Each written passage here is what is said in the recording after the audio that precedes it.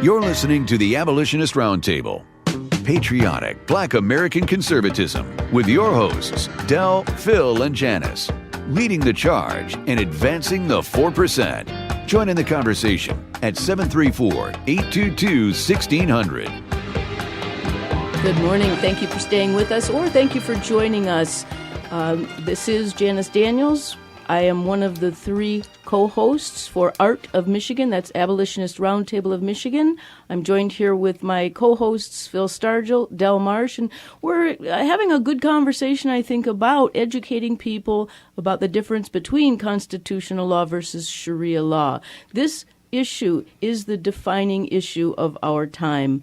One of the things that I want to mention again is that I'm working with Women Defending America. That's an organization that has been developed through General Vallely's national group called Stand for America.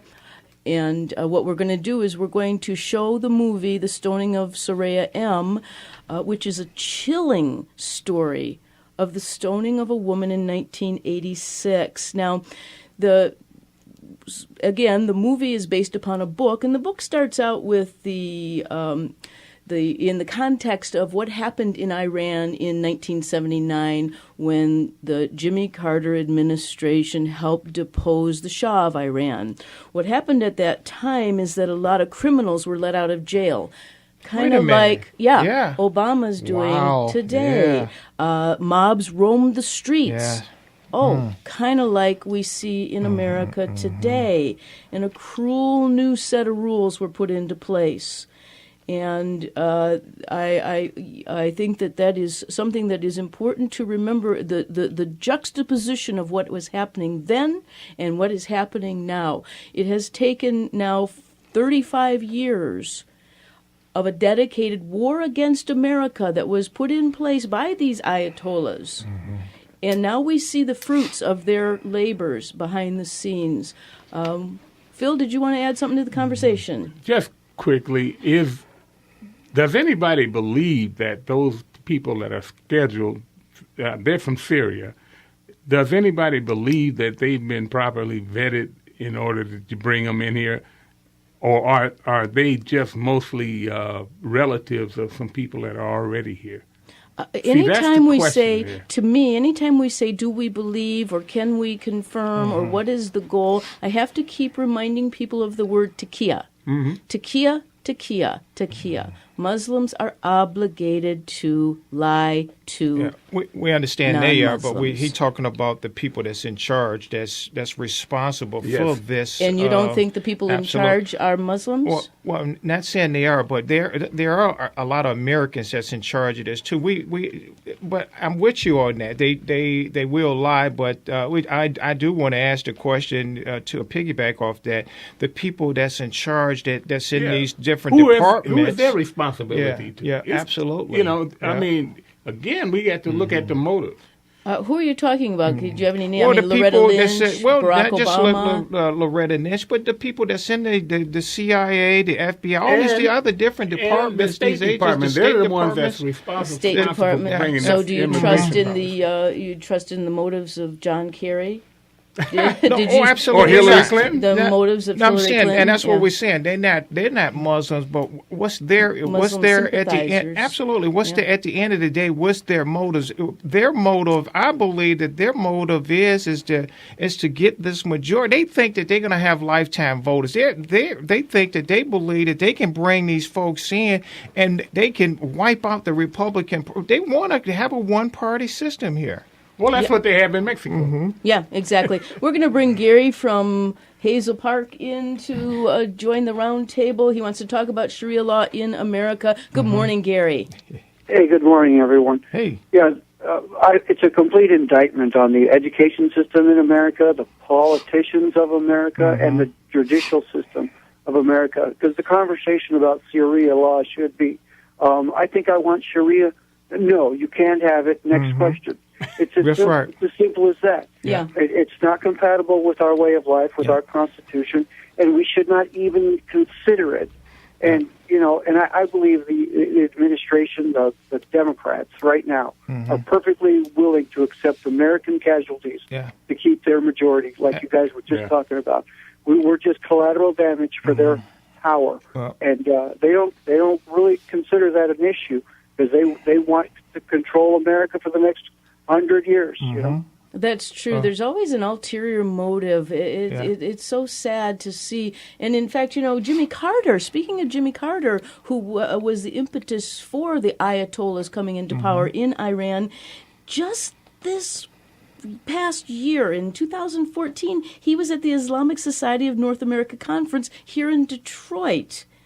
And he assured Muslims that the principles of Allah were designed to bring peace and justice to all. How many people believe that, Gary? Oh, too many, apparently, because we have this issue, which we should not have. There's about, I'd say, 50% of the national conversation that we talk about day in and day out is just a bunch of bogus. Because it's stuff that the left just wants to keep talking about, like separation of church and state and Black Lives Matter and global warming. And there's dozens more that really are not real substantive problems. They don't really exist.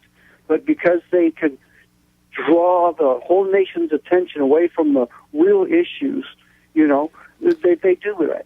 I think you're onto something. Well, the biggest ally that they have in this country is the judicial system in this country, with the civil law tenets. The civil law is what has really done us in as a constitutional... civil rights versus constitutional rights. And so anytime you say, okay, this is a protected class and they have special rights, we have put ourselves in a hole, because every time you look around, they'll be taking you to court.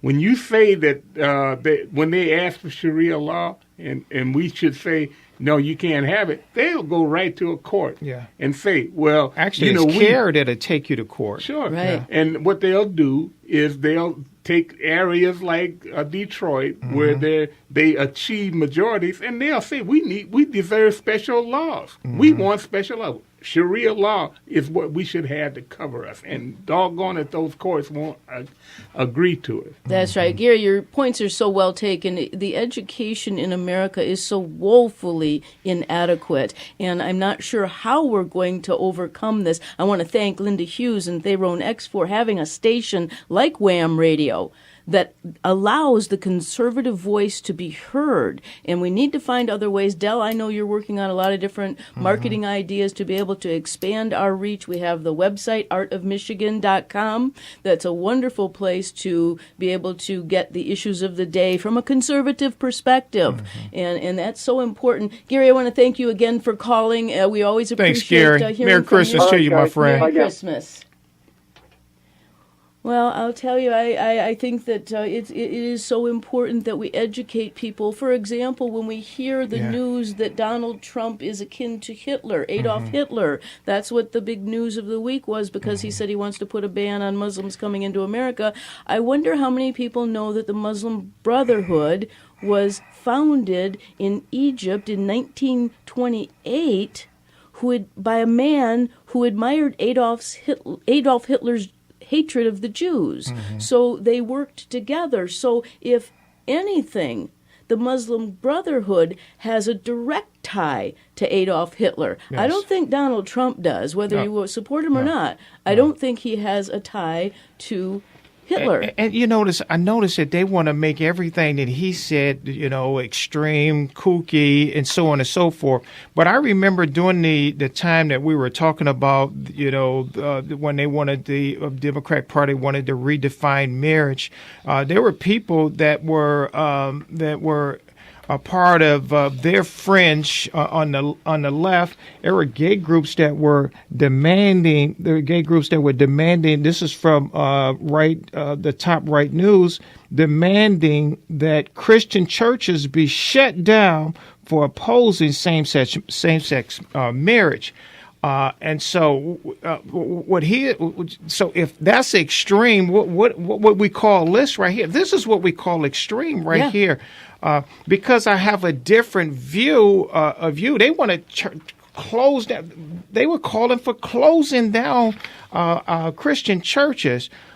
Which is compatible with our way of life, with our Constitution, not civil rights at all. We don't need Phil. This is something interesting that Phil has been calling for, that we need to take these civil right laws off the books for years.